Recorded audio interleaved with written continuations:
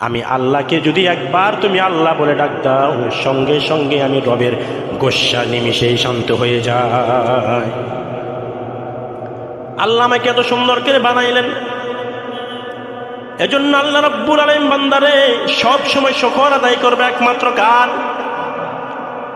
দুঃখে হোক সুখে হোক সর্বহালতে শুকর আদায় করতে হবে আল্লাহর। গোলামি যদি করতে হয়, গোলামি করতে হবে একমাত্র আল্লাহর। আল্লাহর গোলামি ছাড়া অন্য কারো গোলামি করা যাবে না।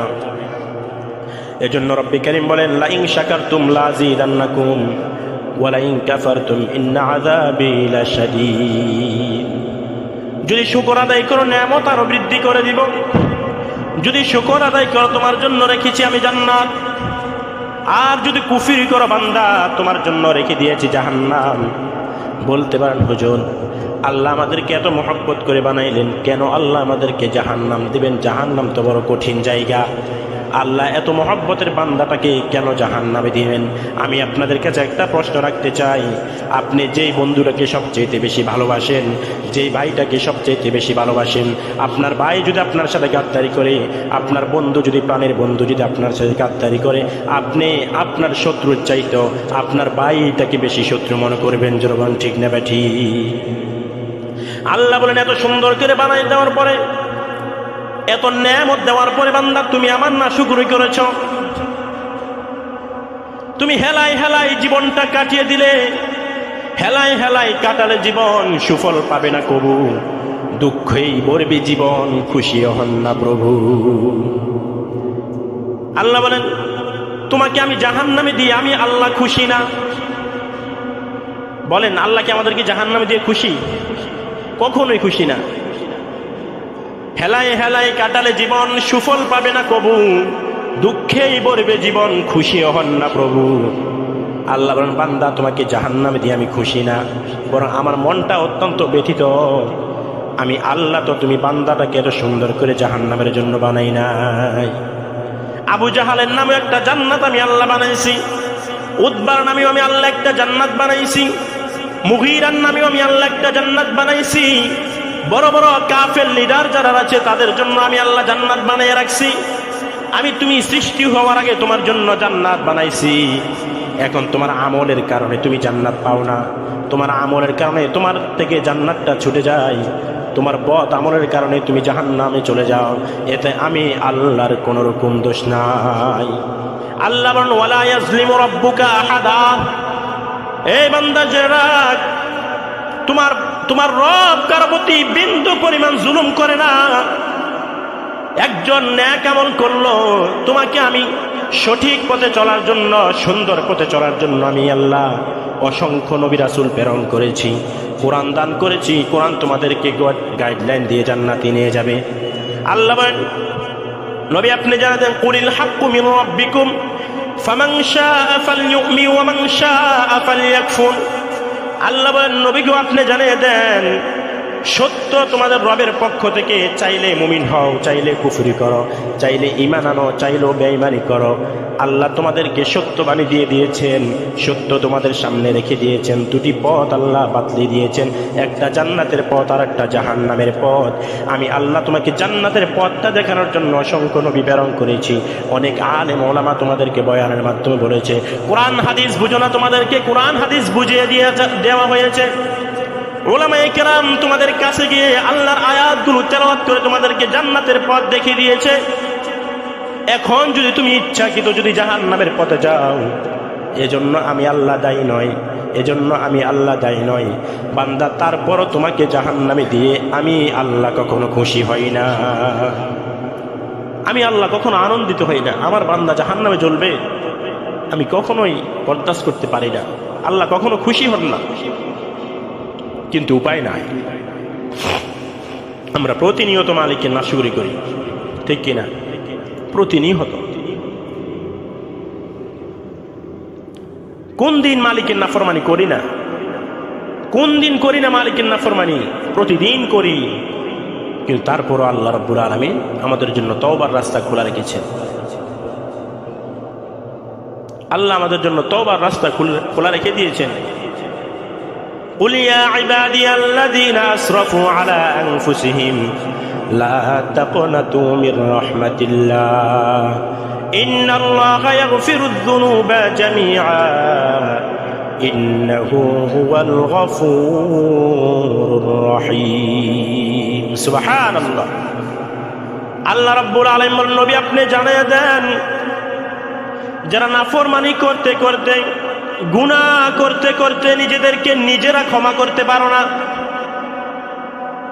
মানে এ পরিমাণ আপনি গুনাহ করেছেন যে আপনি নিজেকে নিজে ক্ষমা করতে পারেন না, আল্লাহ তাদের জন্য অপশন রাখছে কি রাখেন নাই? আল্লাহ তাদের জন্য অপশন রেখে দিয়েছেন।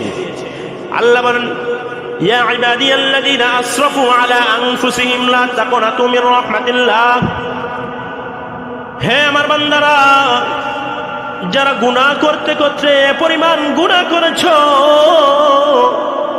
গুনার কারণে তুমি নিজেকে নিজে ক্ষমা করতে পারো না, এত বেশি গুনাহ তুমি করে ফেলেছো। ও বান্দা এখন তুমি মালিকের দরবার আসতে চাও তো আসো, তোমার জন্য দরজা খোলা রেখেছি। লা তাকনাতু মির রাহমাতিল্লাহ সুবহানাল্লাহ, আল্লাহর রহমত থেকে তুমি নৈরাশ হয়ে যেও না। তোমার গুনাহ যদি সমুদ্রের ফেনা পরিমাণও হয় ক্ষমা করে দিবেন কে? সমুদ্রের ফেনা পরিমাণ যদি গুনাহ হয়ে যায় আমি আল্লাহ তোমার জন্য তওবার অপশন রেখেছি। তুমি তওবা করো, তুবু ইলাল্লাহি তাওবাতান নাসুহা, বান্দা খাঁটি তওবা যদি করতে পারো আমি আল্লাহ তোমাকে বেগুনাহ মাসুম বানিয়ে দিব। বলেন সুবহানাল্লাহ। আল্লাহর রাসূল হাদিসের মধ্যে জানায় দেন আত্তাইবু মিনাজ যামবি কামাল্লা যামবালা। সুবহানাল্লাহ।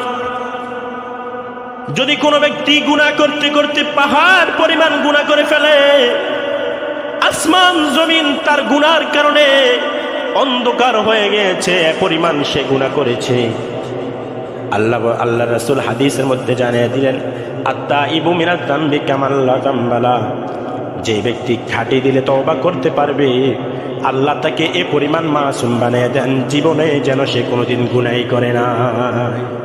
সুবহানাল্লাহ, জোরে বলেন না সুবহানাল্লাহ। এত বড় ক্ষমার অপশন পৃথিবীর কেউ রাখছে? কেউ রাখছে? পৃথিবী কেউ রাখে নাই, আল্লাহ রেখেছেন। কারণ আল্লাহ আমাদেরকে বেশি মহব্বত করেন, আল্লাহ আমাদেরকে নিজ হাতে বানিয়েছেন। আমার বাবাও আমার জন্য এত বড় অপশন খোলা রাখে নাই, আমার আম্মা যেন আমার জন্য এত বড় অপশন রাখে নাই, যে অপশন রেখেছেন আল্লাহ সুবহানাহু ওয়া তাআলা। সুবহানাল্লাহ। তুমি যদি সমুদ্রের ফেরা পরিমাণ গুনাহ করে ফেলো, আসরাফু আলা আনফুসিহিম, এত বেশি গুনাহ করেছো তোমার নিজেকে তুমি ছাড়িয়ে গিয়েছো। আল্লাহ বলছেন লা তাকনাতু মির রাহমাতিল্লাহ, তারপর আমার রহমত থেকে তুমি নৈরাশ হয়ো না। ইন্নাল্লাহা ইয়াগফিরুয যুনুবা জামিআ, আল্লাহ তোমার সব গুনাহগুলো মাফ করে দিবেন। কেন মাফ করবেন জানো নি বান্দা? ইন্নাল্লাহা হুয়াল গফুরুর রহিম। সুবহানাল্লাহ। আমি আল্লাহ যে সবচেয়ে বড় দয়াবান, আমি আল্লাহ যে সবচেয়ে বড় ক্ষমাশীল, আমি আল্লাহর চাইতে বড় ক্ষমাশীল দুনিয়ার জমিনে কাউকে তুমি খুঁজে পাবা না। আমি আল্লাহর চাইতে দয়াবান দ্বিতীয় কোনো সত্তাকে তুমি খুঁজে পাবা না। তোমার মায়ের সাথে যদি তুমি একবার অন্যায় করো তোমাকে মাফ করে, দুইবার অন্যায় করো মাফ করে, তিনবার অন্যায় করে মাফ করে, চতুর্থবার যখন তুমি অন্যায় করো তোমার মাও তোমাকে ক্ষমা করে না, তোমার বাবাও তোমাকে ক্ষমা করে না। কিন্তু আমি আল্লাহ এমন আল্লাহ, দৈনন্দিন যদি বান্দা তুমি 70 বারও যদি আমি আল্লাহর সাথে নাফরমানি করো, আবার 70 বারও যদি নাফরমানি করার পরে আমি আল্লাহর কাছে খাঁটি দিলে তওবা করো, আমি আল্লাহ তোমার এই 70 বারের তওবা কবুল করে নিই। জোরে বলেন সুবহানাল্লাহ। এত বড় দয়াবান বান্দা আমি আল্লাহ, তোমার প্রতি এত বড় দয়াবান দ্বিতীয় কোনো সত্তা তোমার প্রতি এত দয়া করবে না। ও বান্দা, এত অপশন রাখার পরও তুমি জাহান্নামে যাও, বলো আমি আল্লাহ তোমাকে এত ছাড় দেওয়ার পরও তুমি যদি জাহান্নামে যাও, এজন্য কি আমি আল্লাহ দায়ী? না, আল্লাহ দায়ী না। আমার গুনার কারণে আমি জাহান্নামে যাই, আমার চাইতে বড় কপাল পোড়া আর কেউ নাই, আমার চাইতে বড় কপাল পোড়া আর কেউ নাই। এত ক্ষমার অপশন রাখছেন। এত ক্ষমা অপশন রাখছেন, এরপরও যদি আমি গুনার কারণে জাহান্নামে যাই, এজন্য আল্লাহ দায়ী নয়। আমি বড় কপাল পোড়া, আমার কপাল পুড়ে গেছে। তবে তওবাটা করতে হবে কিসের আগে? মৃত্যুর আগে। তওবাটা করতে হবে কিসের আগে? মৃত্যুর আগে আমার তওবা করতে হবে। আমি মরে যাই, ওই সময় যদি আমি তওবা করি, ওই সময় তওবা কবুল হবে না। আমার শ্বাস যখন নাকের ডগায়, তখন তওবা করলে তওবা কবুল করা। ওয়ানিবু ইলা রাব্বিকুম ওয়াসলিমু লাহু মিন ক্বাবলি আন ইয়াতিয়াকুমুল আযাব। 24 নম্বর পারার মধ্যে আল্লাহ জানাই দিলেন, ও দুনিয়ার মানুষ, তওবা যদি করতে হয়, আত্মসমর্পণ যদি করতে হয়, সিলিন্ডার যদি করতে হয়, করতে হবে মৃত্যুর আগে। তোমার শাস্তি চলে আসলো, আযাব চলে আসলো, আযাব যখন তোমার নাকের ডগায় চলে আসছে, এবার বলতেছো আল্লাহ গো আমি সিলিন্ডার করছি। আল্লাহ বলেন তোমার এই তওবা আল্লাহর কাছে গ্রান্টেড হবে না, তোমার এই তওবা আল্লাহ কবুল করবে না। তোমাকে যদি তওবা করতে হয়, তওবা করতে হবে কখন? মৃত্যুর আগে। এখন আমি সুস্থ আছি, এখন আমি সবল আছি, এখন আমাকে আল্লাহর কাছে তওবা করতে হবে। আমি মৃত্যু শয্যায়, মৃত্যুর সাথে যখন পাঞ্জা লড়ছি, আমার মৃত্যু যখন নাকের ডগায়, তখন যদি আমি তওবা করি, এই তওবা আল্লাহ কবুল করবেন না। এজন্য প্রিয় ভাইও, পৃথিবীর জমিনে যতদিন থাকবো গোলামি করতে হবে কার? জোরে বলেন, গোলামি করবো কার? আল্লাহর নামটা বলতে কষ্ট হয় না? হ্যাঁ, এতক্ষণ আল্লাহর বয়ান করতেছি, আল্লাহ দয়াবান, সে আল্লাহর নামটা নিতে আপনাদের কষ্ট হয়? একটু জোরে বলেন না, শক্তি খাটান না। শক্তিটা খাটাইলে কার নামের ক্ষেত্রে খাটাচ্ছেন, এটা তো ভাবতে হবে আপনাকে, যে আমি আল্লাহর নাম নিতে আমার শক্তিটা যাচ্ছে। আমি কত এমপির পিছনে, মন্ত্রীর পিছনে, জিলাপি আর হালুয়া রুটির লেগে আমি সারাক্ষণ শ্রম দিতেছি, বিনিময় জিরো ফল আমার শূন্য হয়। কিন্তু আমার রব আমাকে এত কিছু দান করেছেন, তো আমার শক্তিটা যদি আমি আল্লাহর নাম উচ্চারণ করতে খাটাই, এটা আফসোস কিসের? এজন্য গোলামি করতে হবে কার? সর্বদা গোলামি করতে হবে আল্লাহ। আমার মন্ত্রীর গোলামি আমি করব, তবে আল্লাহর হুকুমের ভিতরে থাইকা। আমি এমনটা বলি না যে আপনি মেম্বারের পিছনে যান, মেম্বারের পিছনে যাইয়েন না, চেয়ারম্যানের পিছনে দৌড়াইয়েন না। আপনি দৌড়ান, তাতে সমস্যা নাই, কিন্তু আপনাকে একটা লিমিট থাকতে হবে। আপনি লিমিট ক্রস করতে পারবেন না। লা তাআতা লিমাখলুকিন ফি মাসিয়াতিল খালিক। আল্লাহ রাসূল হাদিসের মধ্যে জানিয়ে দিয়েছেন, আল্লাহর নাফরমানির মধ্যে কারো আনুগত্য চলে, আল্লাহর নাফরমানির মধ্যে কারো আনুগত্য চলে না। সে যেই হোক না কেন, প্রাইম মিনিস্টার হতে একবারে আমার মা থেকে ধরে উপরের লেভেল সুপার পাওয়ার, বিশ্বের সবচাইতে ডোনাল্ড ট্রাম্পও যদি আমাকে হুকুম দেয়, কিন্তু আমাকে আগে সর্বপ্রথম আমাকে দেখতে হবে যে আমার রব এতে সন্তুষ্ট কিনা। আমি যে কাজটা করতেছি, এই কাজের ক্ষেত্রে আমার রব সন্তুষ্ট আছে কিনা। আমার রব যদি অসন্তুষ্ট হয়, পৃথিবীর যে হোক না কেন, এতে যদি আমার গর্দানও চলে যায়, আমি গর্দান দিতে রাজি আছি, তবে মালিকের সাথে নাফরমানি করতে রাজি নাই। ঠিক না ব্যাঠি? হতে হবে আমাদেরকে সচ্চা ইমানদার, সবল ইমানদার হতে হবে। আমি মেম্বারের চামচা করব, সমস্যা নাই, আপনি করেন। চেয়ারম্যানের চামচা করতে আমি নিষেধ করছি না, আপনি করেন। লা তাআতা লিমাখলুকিন ফি মাসিয়াতিল খালিক। তবে একটা কথা আপনাকে স্মরণ রাখতেই হবে, সেটা হচ্ছে আমি মেম্বারের গোলামি করি, আর চেয়ারম্যানের গোলামি করি, আর প্রাইম মিনিস্টারের গোলামি করি, যে কারোই গোলামি করি না কেন, আমাকে সর্বপ্রথম মালিককে রাজি খুশি রাখতে হবে। জোরে বলেন, ঠিক না ব্যাঠি? আল্লাহ রাসূল বললেন, লা তাআতা লিমাখলুকিন ফি মাসিয়াতিল খালিক। আল্লাহর নাফরমানিতে অন্য কারো আনুগত্য করা যাবে না। আমার চেয়ারম্যান যদি আমাকে হুকুম দেয়, আমার মেম্বার যদি আমাকে হুকুম দেয়, আমার প্রাইম মিনিস্টার যদি আমাকে হুকুম দেয়, আগে দেখতে হবে আমার মালিক রাজি আছে কিনা। আমার প্রাইম মিনিস্টার যদি আমাকে অন্যকে হত্যা করতে হুকুম দেয়, আমার প্রাইম মিনিস্টার, আমার মেম্বার যদি অমুক থেকে চাঁদা নিতে হুকুম দেয়, আমার ভাই খেয়াল রাখতে হবে আমি কার থেকে চাঁদা নিচ্ছি আর কার জন্য নিচ্ছি, এতে আমার ফায়দা কি, আমার মালিক এতে সন্তুষ্ট আছে কিনা। আমি একজনের হক নষ্ট করলাম, আমি গরিবের পেটে লাথি মেরে মেম্বারের কথায় অমুক থেকে 1 লক্ষ টাকা আদায় করলাম, 2 লক্ষ টাকা আদায় করলাম। আমার মেম্বার বসে রইল, আমি আমার মেম্বারের আদেশ অমুকের কাছ থেকে জোর জবরদস্তি ভাবে এতগুলো টাকা অন্যায় ভাবে নিয়ে আসলাম। আমার আল্লাহ তো এটা অসন্তুষ্টি রয়েছে। আল্লাহ বলেন, বান্দারে সর্বদা তোমাকে আমি আল্লাহকে প্রায়োরিটি দিতে হবে। আমি আল্লাহকে প্রায়োরিটি না দিয়ে অন্য কাউকে তুমি প্রায়োরিটি দিতে পারবা না। আমি আল্লাহ তোমাকে সৃষ্টি করেছি, তোমার মেম্বার বলেছে অমুকের কাছ থেকে অন্যায়ভাবে টাকা নিতে, কিন্তু আমি আল্লাহ বলেছি টাকা নেওয়া যাবে না।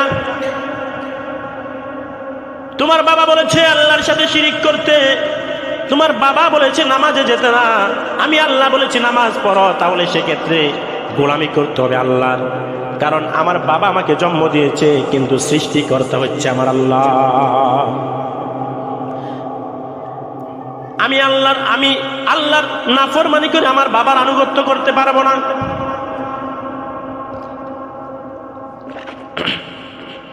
আল্লাহ রাব্বুল আলামিন বলেন, তোমার পিতা মাতা যদিও অমুসলিম হয়, যদি হিন্দুও হয়, তারপর পিতা মাতার সাথে সৎ আচরণ করো, সুন্দর আচরণ করো, তাদেরকে টাকা দাও, পয়সা দাও, সমস্যা নাই। কারণ তারা তো তোমার পিতামাতা, যদিও তারা অমুসলিম, তারপরও তারা তো তোমার পিতামাতা। তাদের সাথে সৎ আচরণ করো, তাদের সাথে সুন্দরভাবে আচরণ দাও, তাদেরকে টাকা দাও, পয়সা দাও, আমি আল্লাহর কোনো বাধা নেই।